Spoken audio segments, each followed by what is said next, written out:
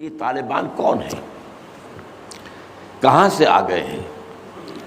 کوئی 30 سال پہلے تو ان کا کوئی تذکرہ نہیں تھا۔ ہاں، افغانستان میں طالب علموں کو طالبان کہہ دیا جاتا تھا، اس پہلو سے تو وہ موجود تھے، لیکن طالبان ایک سیاسی یا عسکری قوت کی حیثیت سے کیسے منظر پر آئے؟ اس کے لیے ذرا سرسری سا آپ کو جائزہ لینا ہوگا افغانستان کی تاریخ کے پچھلے 30-35 سالوں کا۔ افغانستان میں آپ کو معلوم ہے کئی سو سال سے ایک بادشاہی نظام چل رہا تھا، اور اکثر و بیشتر بڑا اطمینان کے ساتھ چل رہا تھا، امن کے ساتھ چل رہا تھا۔ اگرچہ افغانستان کے جو دیہی علاقے تھے ان میں رہنے والوں کی جو اکثریت، عظیم اکثریت ہے، وہ بڑی شدید مذہبی انداز کی تھی۔ نماز، روزہ اور اس پردہ، حجاب، یہ ان کے کلچر میں شامل ہے۔ یوں سمجھیے کہ یہ مذہب ہونے کا پہلو بعد میں آتا ہے، ان کے کلچر کا جز ہے۔ لیکن یہ ہے کہ جو بڑے شہر تھے، خاص طور پر کابل، وہ پوری طرح ویسٹرنائز ہو چکا تھا بادشاہ کے نظام کے تحت۔ جب شاہ ظاہر شاہ آئے تھے ایک دفعہ پاکستان، ان کے ساتھ ان کی بیگم بھی تھی ملکہ، اور وہ اسکرٹ پہنے ہوئے تھی، ٹانگیں ان کی ننگی تھی، تو لوگ بڑے حیران ہوئے تھے، افغانستان، افغان بادشاہ کی بیگم جو ہے، افغان ملکہ اس لباس میں۔ لیکن واقعہ یہی ہے کہ کابل جو ہے پورے طور پر ویسٹرنائز تھا، اکثر و بیشتر وہاں بھی جو لوگ نچلے طبقات میں تھے ان کے اندر ظاہر بات ہے کہ مذہب کا وہ جو کلچر ہے ان کا وہ موجود تھا۔ اس کیفیت میں ایک سڈن چینج آئی جب سردار داؤد خان نے تختہ الٹا ظاہر شاہ کا، اور ان کی لیننگز جو ہیں، رجحان جو ہیں، وہ روس کی طرف زیادہ تھے، لیکن یہ کہ وہ کوئی خالص نظریاتی کمیونسٹ نہیں تھے۔ اس کے بعد آپ کو یاد ہوگا یکے بعد دیگرے کئی قتل ہوئے۔ سردار داؤد کو کسی نے قتل کیا، پھر اس کو کسی اور نے قتل کیا، پھر کسی اور نے قتل کیا، اور اس کے بعد آخر میں کیا ہوا کہ روسی فوجیں اور کرمل جو تھا اس کے ساتھ روسی فوجیں آ گئی۔ تو یہ جو ایک تبدیلی ہوئی ہے، اس کے خلاف جو ہے اسلامی قوتوں کی طرف سے ریزنٹمنٹ آئی، اس لیے کہ اگرچہ ان تبدیلیوں کے دوران کمیونزم جو ہے وہ کم سے کم جو شہری علاقے تھے افغانستان کے، اس میں مضبوط قدم جما چکا تھا۔ پارٹیاں دو تھیں، پرچم اور خلق، لیکن ان دونوں کے درمیان فرق وہی تھا جو رشین ریولوشن میں مولشوکس اور بولشوکس کا تھا۔ پارٹیاں دو لیکن نظریہ ایک، کمیونزم ایک، قیادتیں دو جدا، دو پارٹیاں۔ اسی طریقے سے ان کی پارٹیاں دو تھیں، آپس میں ان کا جو ہے پاور سٹرگل بھی جاری تھی، لیکن کمیونزم کے اوپر وہ بالکل جو ہے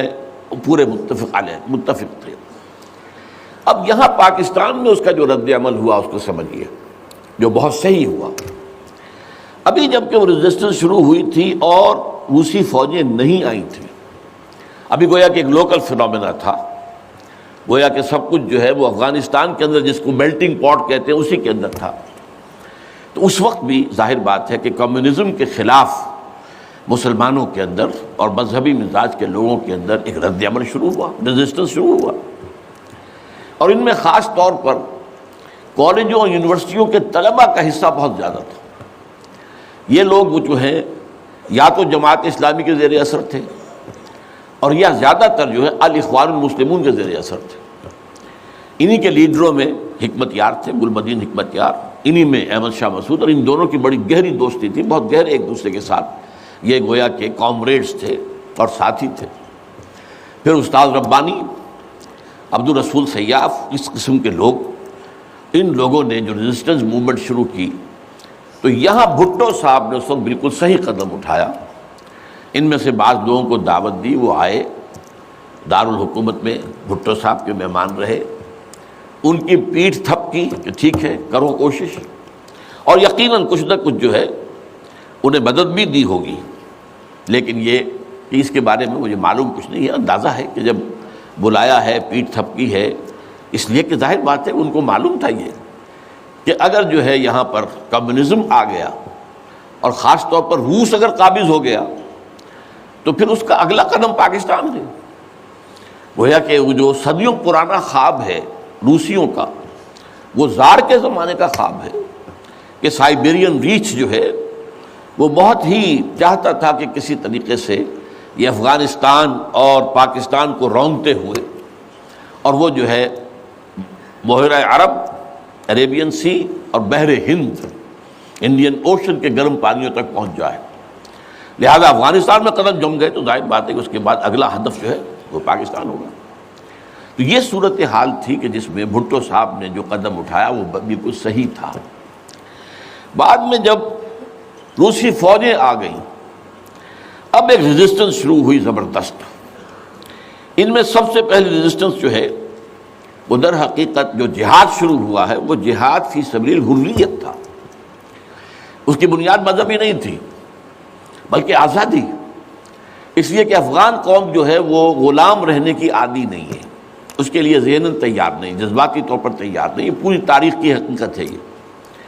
چنانچہ اسی زمانے میں جب روس کے خلاف جنگ جاری تھی اور جہاد ہو رہا تھا افغانستان میں،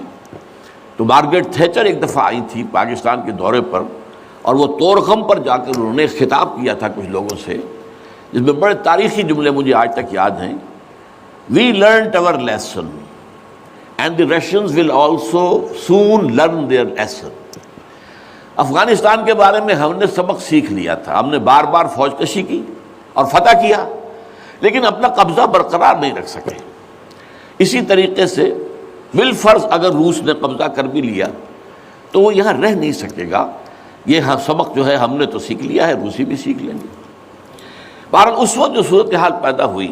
اس میں ایک فیکٹر جو نیا آیا اس کو ذہن میں رکھیے۔ اس وقت پورے عالم اسلام میں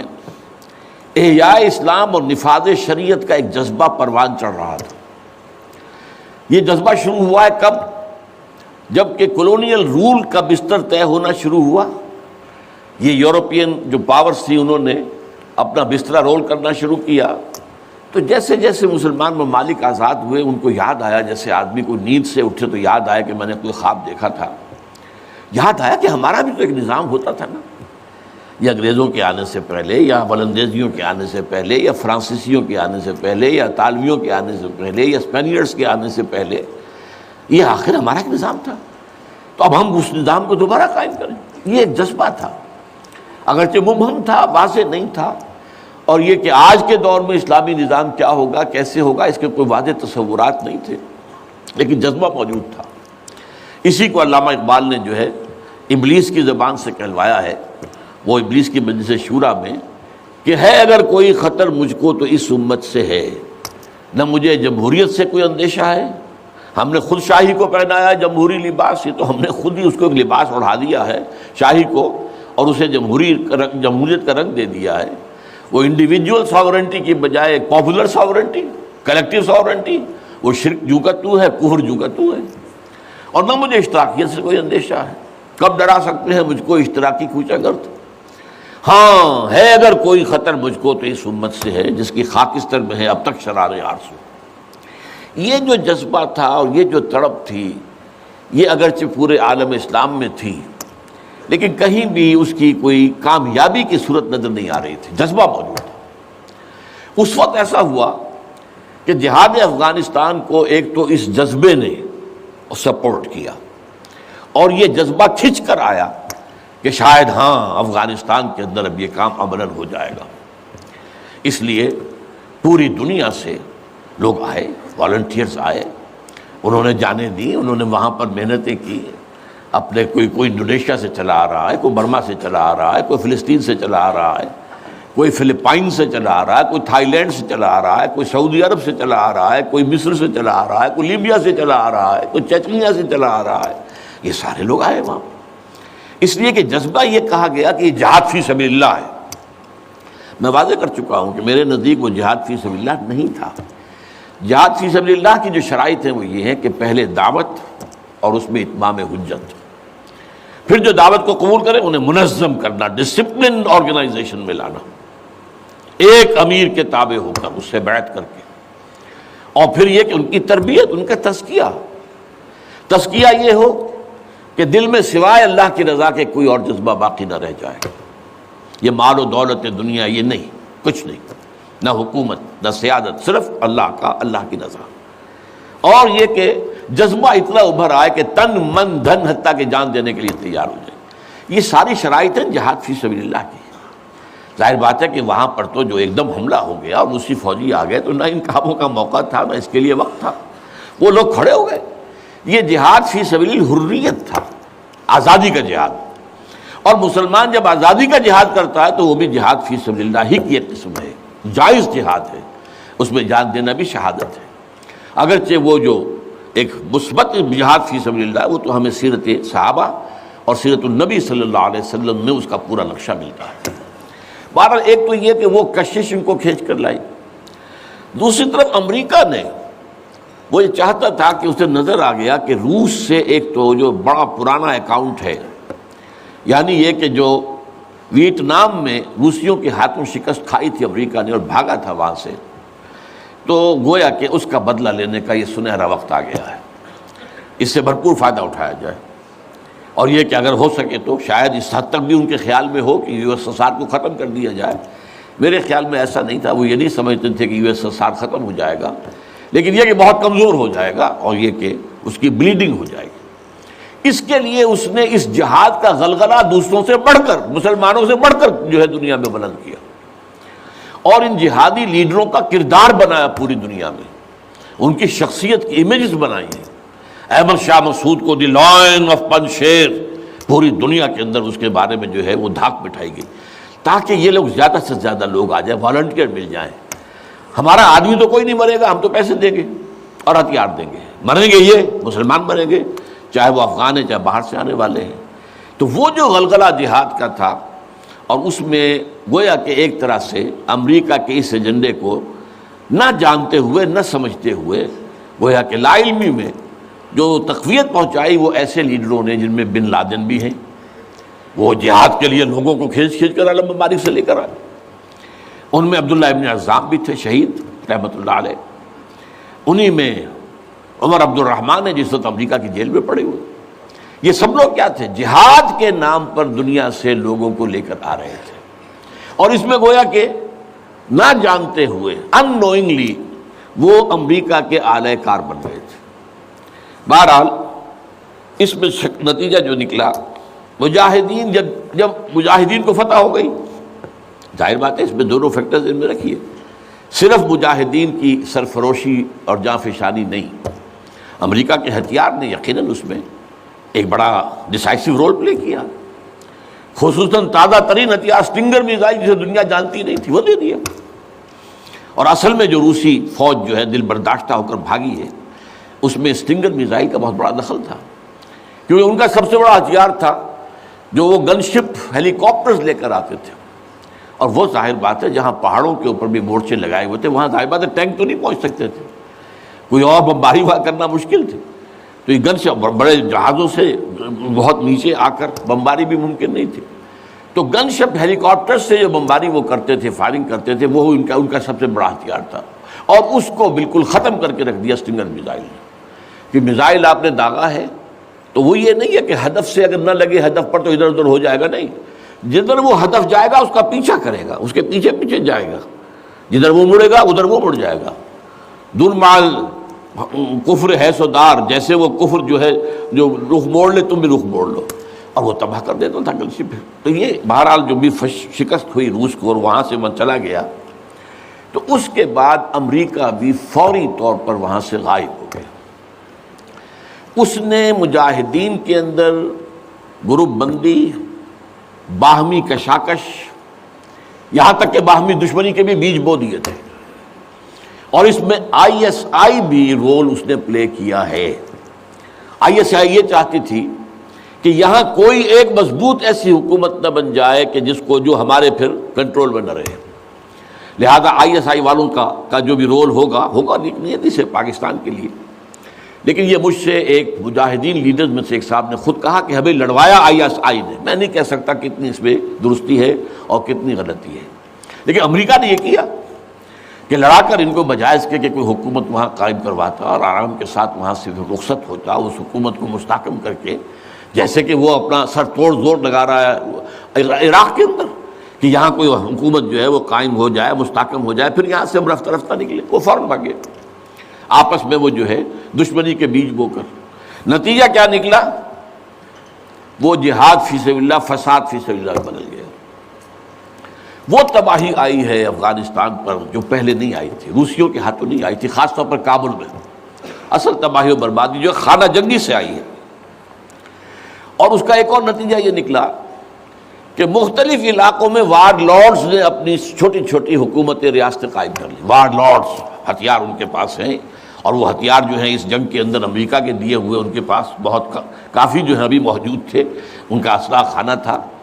تو اپنے علاقے معین کر لیے۔ اور وہاں یہ ہے کہ انہوں نے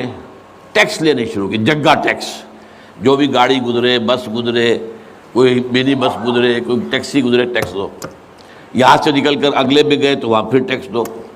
وہاں سے نکل کر اگلے کوئی وارڈ لارڈ کا علاقہ گیا وہاں ٹیکس دو۔ اور نہ صرف یہ کہ ٹیکس، بلکہ وہ یہ بھی کہا جاتا ہے کہ وہ خوبصورت عورتوں کو بھی اتار لیتے تھے اور خوبصورت لڑکوں کو بھی اتار لیتے تھے۔ یہ جو صورتحال تھی، اس سے افغان لوگوں کا کہ ناک میں دم آ گیا، سخت پریشان ہو گئے۔ اچھا، یہ جو میں نے کہا ہے کہ یہ امریکہ نے جو مجاہدین کی قیادت تھی اسے آپس میں لڑا کر پھر یہاں سے بھاگ جانے کے اندر آفیل سمجھی، اس کی وجہ یہ تھی امریکہ کو اندیشہ تھا کہ یہ لوگ پڑھے لکھے جدید تعلیم یافتہ ہیں، یہ انجینئرز ہیں، گلبدین حکمت یار، احمد شاہ مسعود، استاد ربانی بڑے عالم ہیں، فاضل ہیں، عبد الرسول سیاب الازہر کے پڑھے ہوئے تھے، اسی طریقے سے صبغت اللہ جو ہیں وہ بھی بڑے عالم آدمی تھے اور پڑھے لکھے آدمی تھے، جدید تعلیم یافتہ بھی اور قدیم جدید یافتہ بھی۔ تو اس اعتبار سے انہیں اندیشہ تھا ان لوگوں کی حکومت بن گئی اگر تو یہ ایک ماڈرن اسلامک اسٹیٹ بنا دیں گے، اور یہ وہ شے ہے جو ہمارے لیے سب سے زیادہ خطرناک، سب سے زیادہ ناپسندیدہ معاملہ ہوگا، اس لیے کہ اگر واقعتاً ایک ماڈرن اسلامک اسٹیٹ وجود میں آ گئی تو ہمارے نظام کا خاتمہ ہو جائے۔ وہ تو یہ کہ سورج طلوع ہوتا ہے تو تاریکی تو جائے گی، رات کو تو جانا ہی جانا ہے، وہ تو جب تک سورج طلوع نہیں ہوتا رات کی تاریکی ہے، یہ انہیں اندازہ تھا خوب۔ بہرحال اس لیے انہوں نے خاص طور پر ان کو آپس میں لڑایا بھی۔ اس کے بعد یہ ہے کہ جب افغانستان کے لوگوں کے ناک میں دم آ گیا تو اب یہ ایک مرد مجاہد ملا عمر کھڑا ہوا، وہ کوئی بڑا عالم دین نہیں بلکہ پوری طرح جو ہے وہ تعلیم یافتہ بھی نہیں ہے، عربی مدارس وغیرہ سے،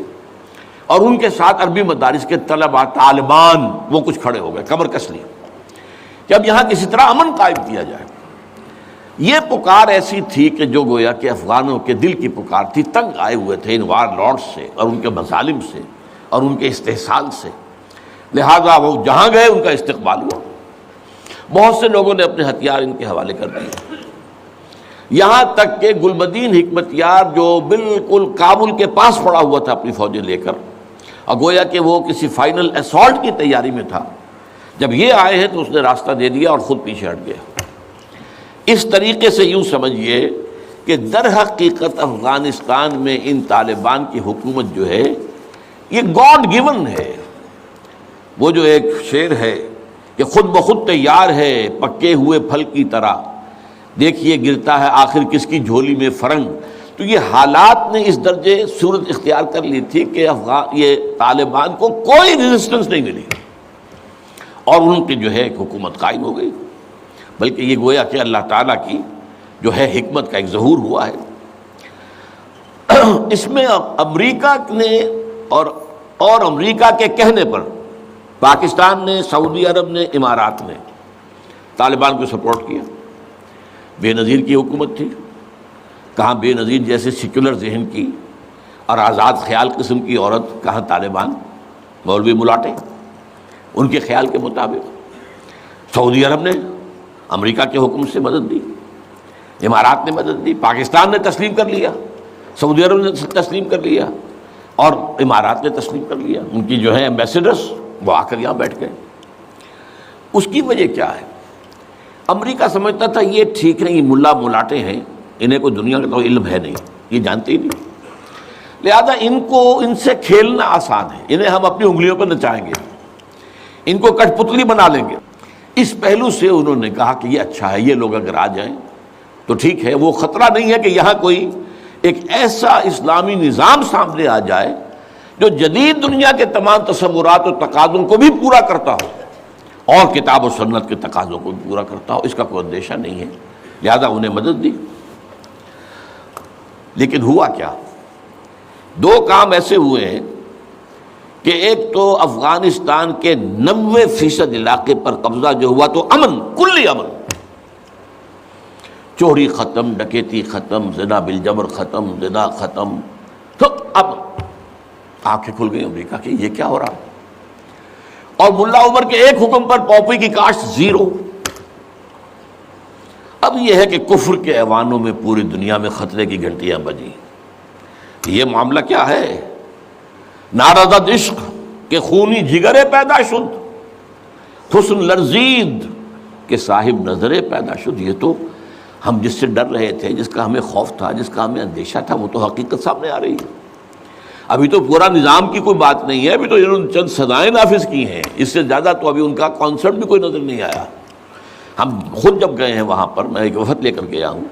تو نہ ان کے ذہن میں کوئی سیاسی نظام کا کوئی واضح تصور تھا، نہ میں نے ان سے پوچھا آپ کی کوئی پارلیمنٹ، مجلس شورا، مجلس ملی کہ نہیں کوئی نہیں ہے، نہ کوئی معاشی نظام کا ان کے سامنے نقشہ تھا۔ میں نے پوچھا کہ آپ کے یہاں بینک ہیں کہ نہیں ہے، میں نے کہا آپ اپنا پیسہ کہاں رکھتے ہیں؟ ہمارے پاس پیسہ ہے ہی نہیں۔ مطلب یہ کہ یہ کوئی نظام کی بات تھی نہیں، لیکن یہ کہ چوری کا ہاتھ کاٹنا، زنا کی سزا دینا، رجم کرنا، قتل کے بدلے قتل علی الاعلان میدان کے اندر، اور سر جو ہے قلم کرنا یا سینے کے اندر۔ ایک صاحب نے جو کہ آئی وٹنس تھے، انہوں نے دیکھا تھا کہ ایک شخص نے ایک دوسرے شخص کو قتل کیا سینے میں خنجر بھونک کر۔ اب اس کو پکڑ کر رسیوں سے باندھ کر لا کے ڈال دیا گیا اسٹیڈیم کے اندر، کھلا اور ہتھ لگے ہوئے لوگوں کے دیکھ رہے ہیں، اور اس کی بیوی سے، مقتول کی بیوی کے ہاتھ میں خنجر دے کر کہا گیا بھونکو اس کے سر، اس کے سینے کے اندر، اور اس نے کیا۔ اب یہ جو مناظر ہیں، ان کو دیکھنے کے بعد کیا کہیں کوئی جرم رہ جائے گا؟ جیسے کہ اس سے پہلے بھی تھا معاملہ دنیا کے سامنے کہ سعودی عرب جو ہے وہ کرائم فری ایک معاشرہ بن گیا تھا جب سے وہاں پر اسلامی جو حدود اور تعزیرات نافذ ہوئی۔ یہ معاملہ انہوں نے دیکھ لیا کہ یہ تو ہو گیا، تو اس اعتبار سے ان کو جو ہے اب بڑی شدید خطرے کی بات ہوئی۔ البتہ یہ ضرور نوٹ کر لیجئے کہ اس ابتدائی عرصے میں طالبان سے کچھ غلطیاں بھی ہوئیں۔ پہلی بات تو یہ کہ نہ ان کی کوئی تعلیم ہوئی تھی، نہ تربیت ہوئی تھی، نہ تنظیم ہوئی تھی، نہ کوئی ڈسپلن قائم تھا، یہ تو موب تھا، لہذا ان سے بڑی بڑی غلطیاں ہوئیں۔ مثلا مزار شریف میں ایران کے سفارت خانے پر حملہ کیا، سفارتکاروں کو قتل کر دیا۔ پھر یہ کہ ان کے اندر مذہبی شدت پسندی بہت تھی، کٹر حنفیت، اور اس کے اندر کچھ نہ کچھ تشدد کا ایلیمنٹ بھی۔ ظاہر بات ہے ان عام لوگوں کے، ان پڑھ لوگ،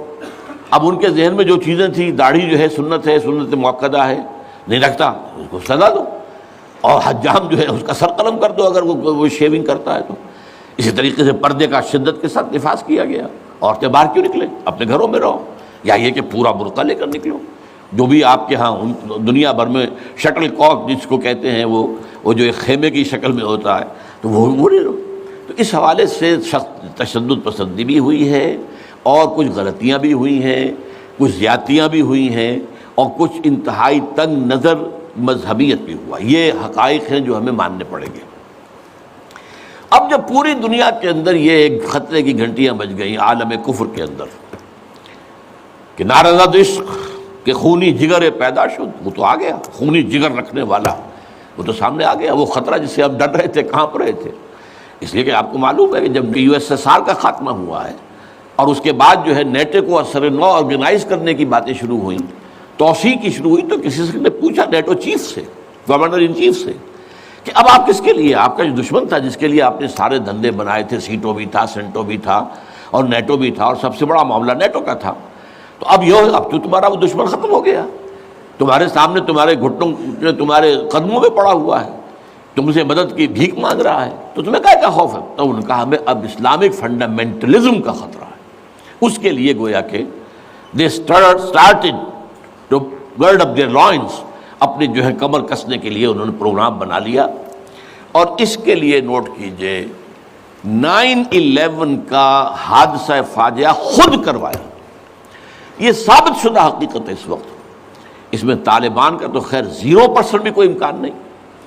اس میں القاعدہ کا بھی کوئی حصہ نہیں۔ یہ ضرور معلوم ہوتا ہے کہ ان میں جن لوگوں کو انہوں نے اپنے آگے رکھ لیا تھا دنیا کو دکھانے کے لیے، کچھ نوجوان قسم کے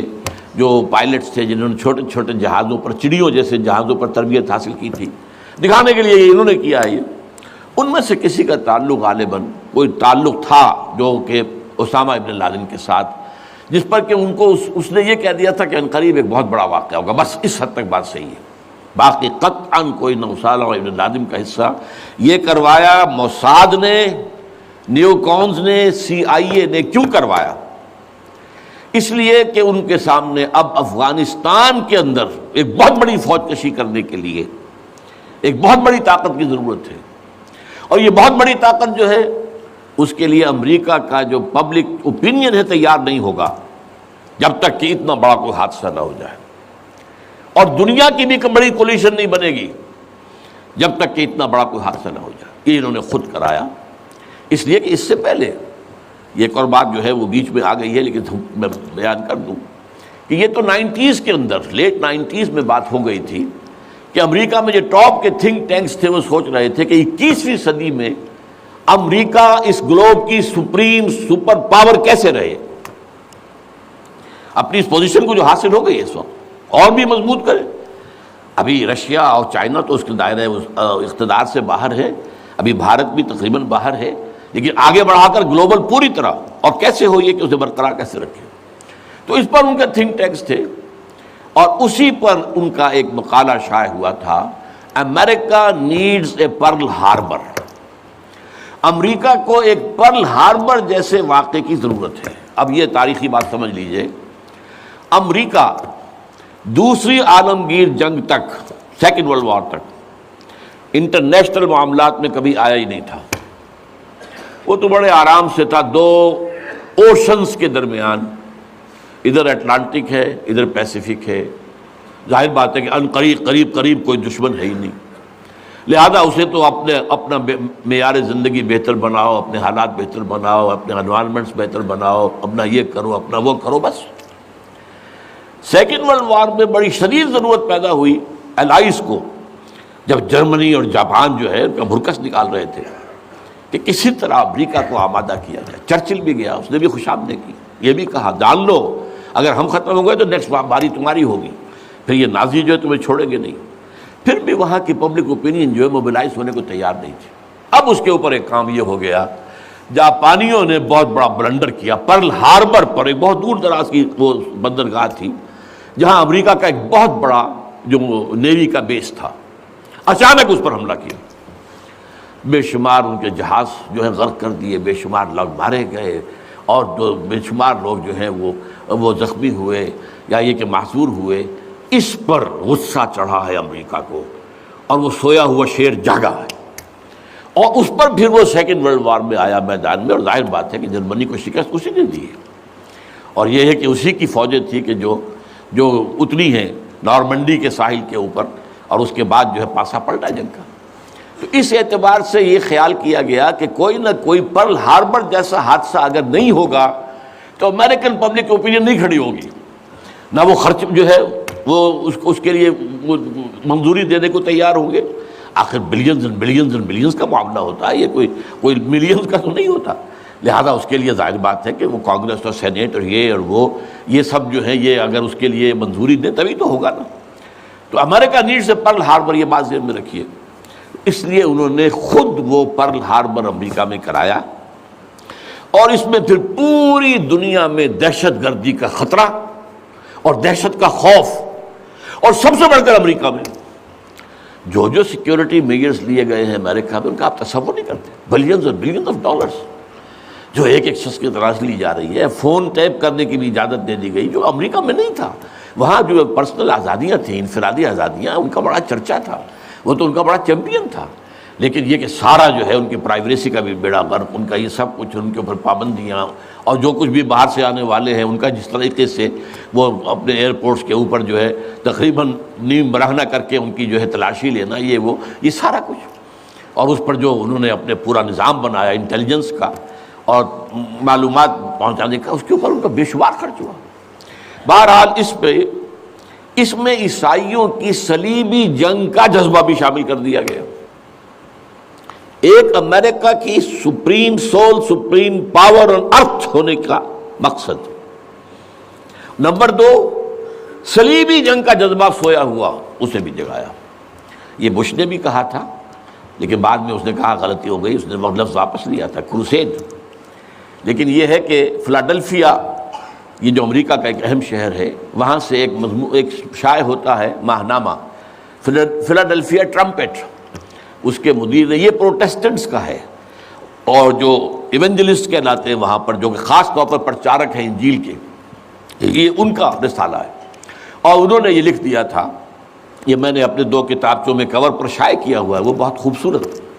کہ ڈوم آف دی راک جو ہے، جو گنبد سقرا ہے،